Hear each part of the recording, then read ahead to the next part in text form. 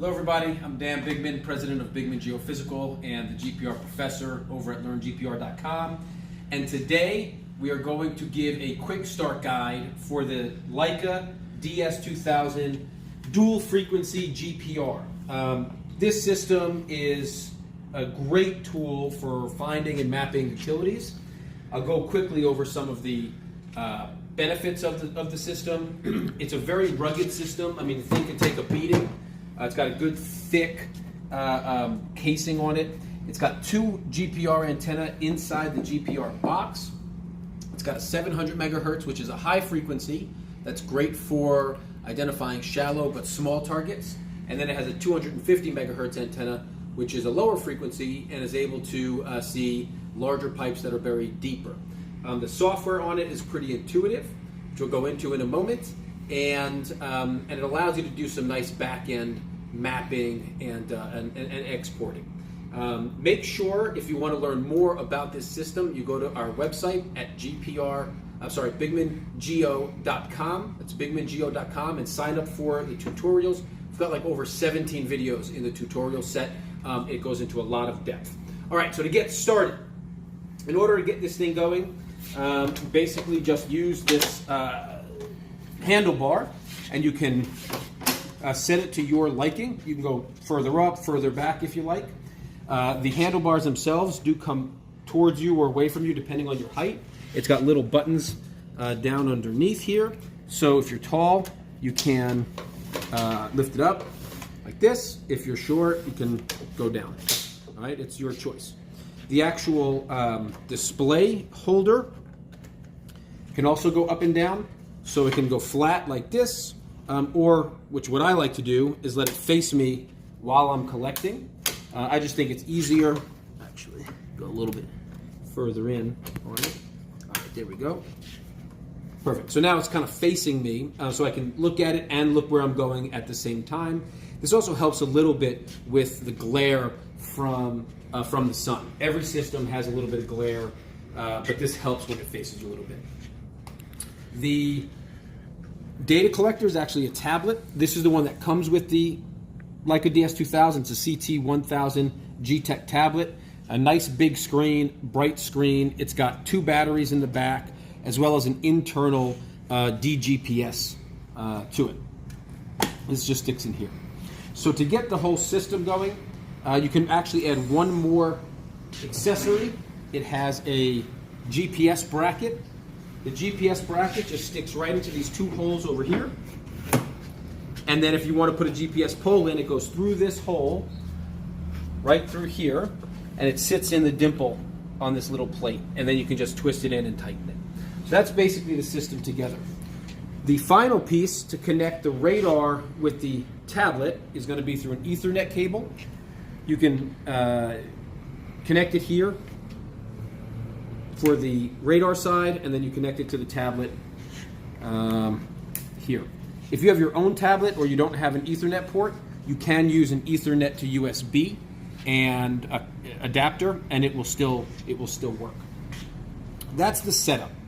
So to get it turned on, you have to do two things. Number one, here's the battery. The battery sits in a bag, and the bag itself can come in and out of the unit. All right. You have to make sure that these two pieces are connected to the metal that's inside the sleeve here, and it just slips right in like that. You'll want to check to make sure your leads are connected. Sometimes we'll disconnect these leads if we're shipping it for a rental, or if we're sending it out to the field for a project. Make sure that you connect them back. If the battery goes dead, you can get this battery or a similar battery that will work at a Batteries Plus. Once you're ready to go, you just twist and it's back in. The on button is down here for the radar. And so it's just a little black button here. You press it for about 2 seconds, it turns blue, and that means that the radar is actually turned on. All right, so to get started with actual software, the software that you would use is going to be Unext. We'll double click the software. We'll say yes, we give it the permissions. and it'll bring up Unix. Unix has a couple different options here. So it has a new project, new assisted project, open previous projects, and settings. And we can go through those. And what we'll do first is go into settings. So in settings, as you pull it up, it has a couple different tabs. This is the most recent Unix version, so it has survey, hardware, graphics, transformations, and international. Basically, just go over the few things you have to worry about. Survey is going to give you a project name. That's the default. It's year, month, day, and then number of project for that day. But you can change it to whatever you want. I mean, you can put, whatever your project is, project XYZ or whatever. I mean, it's completely up to you on what you put in there. You could put cross street and so forth. You'll define what folder it saves into. And then on this first piece here, you'll also say, okay, do I want to just use a metric wheel, or do I want to use a GPS, okay, or a total station, or whatever you're going to use. So let's say we use other GNSS. If you click the little icon over here, then it'll bring up your options. It takes a second usually.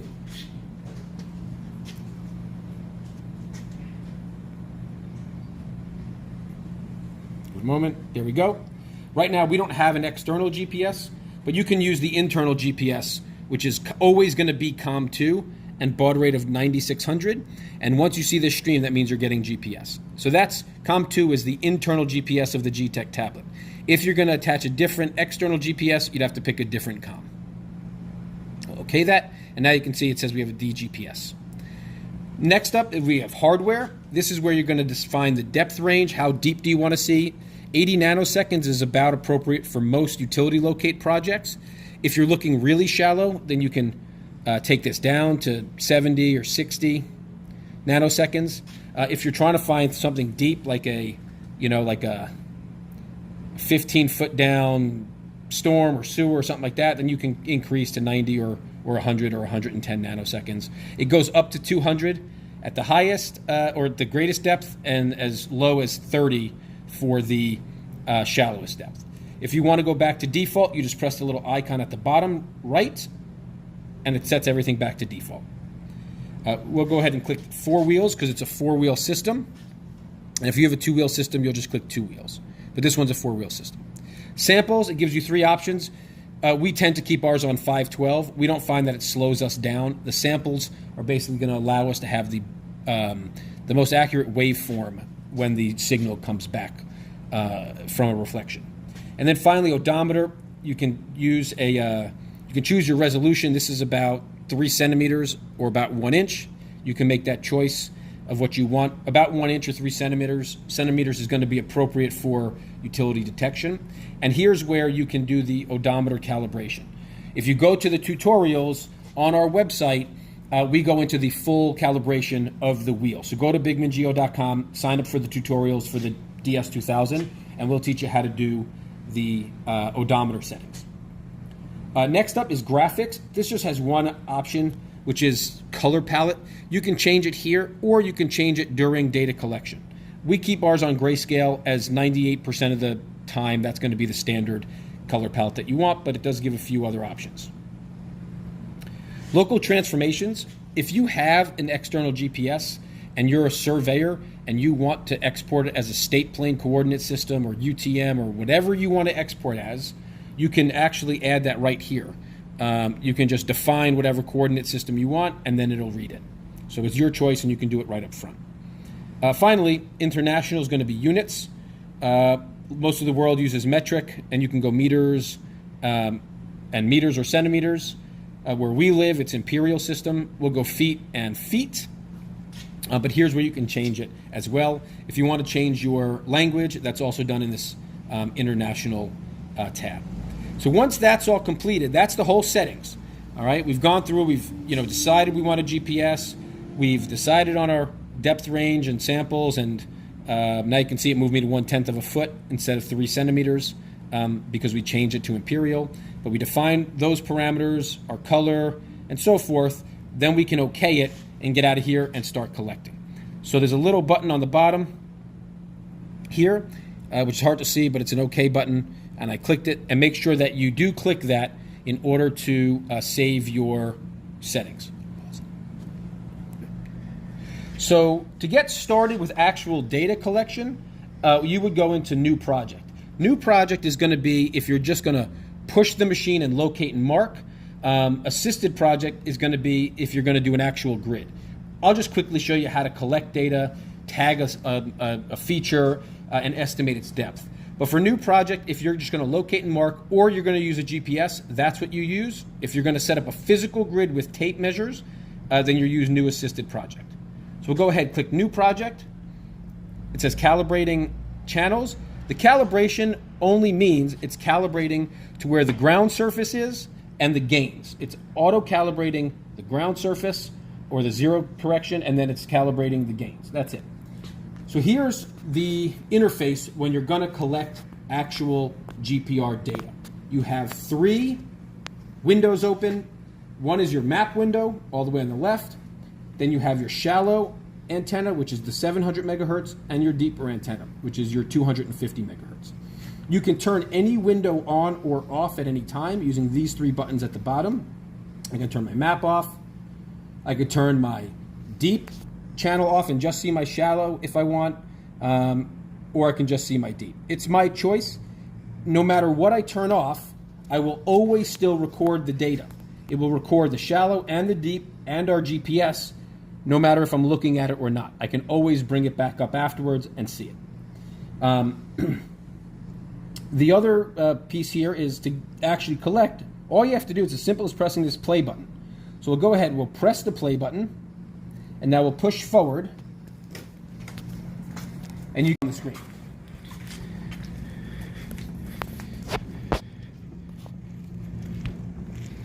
As I'm moving, my GPS is going with me. It's only going to be as good as the GPS that we're using is. It's the DGPS, so it's going to get a little wobbly.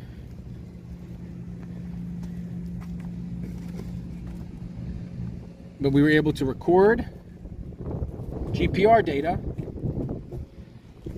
As we pull back, you can see a yellow line in here. That's going to be a marker of where we are, and obviously you can see right now, as I pull back a little more, I'm now bisecting a hyperbola, which was an actual power line. If I want to stop my line, I just press this pause button. That will save my line, and now I can go actually collect another one. So if I pull back one more time,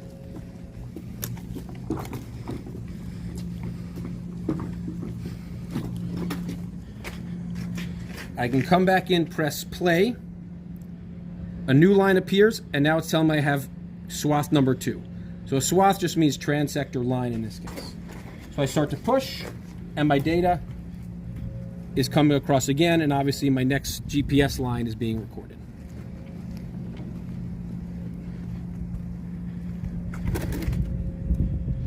All right. Again, if I pull back, I have one response here, and then I have another one here that I can continue to pull back on, which I'm over right here. All right, and actually, you can, if I turn the deep one off, for example, or you can do it with either of them, but I can zoom in. There's little recess buttons here. I can zoom in, I can zoom out. It's my choice. If I zoom in, maybe it's easier to see. I can also increase the contrast or decrease the contrast. It's my choice. So if I increase the contrast, you can see really clearly this power line that we just went over. If I want to tag this power line and estimate its depth, I can hit this little pin right in the top right corner, and then I just touch the screen where it is. So I'm pretty close here, but I'm off to the right just a hair.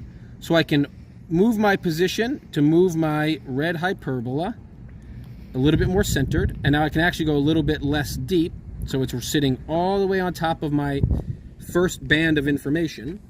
And now I want to wrap that red hyperbola around the recorded hyperbola so it matches the angle. So something along those lines, maybe a little bit more narrow. Something right around there. So it's giving me my propagation velocity, how fast my GPR wave's moving. It's giving me my dielectric constant on the bottom, 7.63, and then it's giving me the expected depth, 3.13 feet. Totally appropriate for where we are for the depth of a service like this. And the dielectric constant is also very appropriate here. It hasn't rained too much. We're on asphalt, it's protected, and this was kind of graded out soils, and so it's going to be a little bit looser than native soils where we are. This is a power line. It was identified with a locator, and so since we know that, we can tag this as electric and then press OK. And now you can see our electric tag is right here on our screen, right over where our hyperbola is. So that's how you tag services as well as estimate their depth. If I'm done with this line again, I can press pause, and now that's I'm done with it. If I actually want to go to previous lines and adjust them, I can go into this little folder with an X on the top that takes me to analysis mode. We'll say yes, switch to analysis mode. And now I can actually go in and look at any line that I had done since we started. So if I want to go and check out swath 1 or swath 2, it's my choice. I can either do it with a scroll down menu, or I can double tap any given line. So if I go back to swath 1 here, all right, I want to see more of my data, so I can pull this up and down. I'll take my deep off. I'll increase this data set. You can see it doesn't look as good just based on where we were, but you can see it here. So I'll tag this one as well. Move the position over again.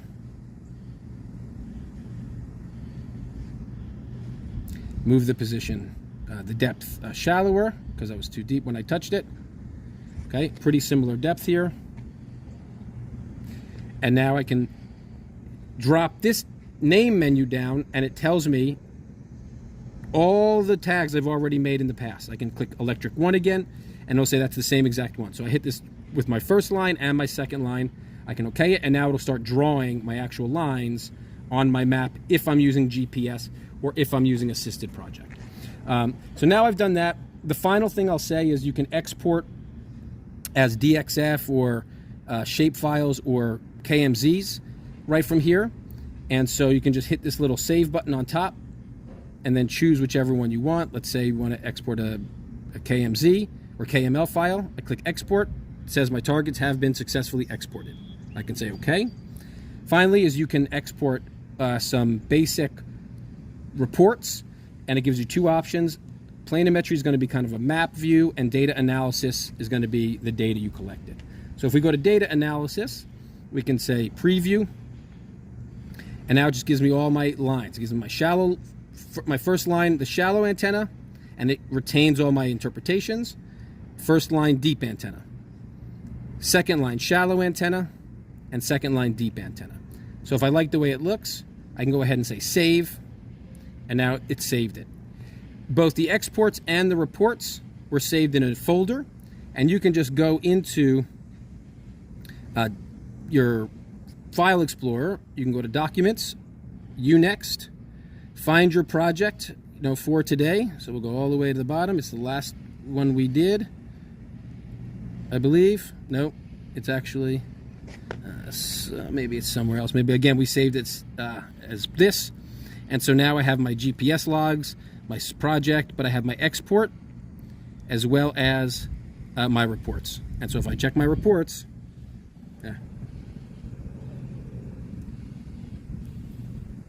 then it'll bring it up again. Same report as you just saw.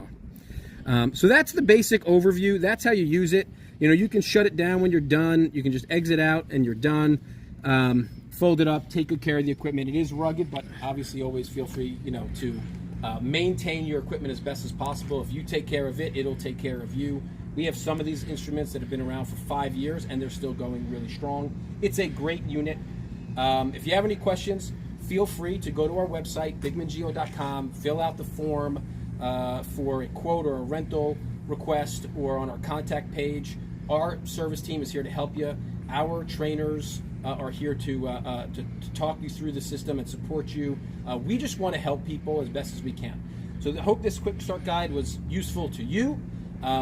Reach out with questions. If you're interested in the equipment, reach out with your interest, and we really look forward to speaking with you. So good luck.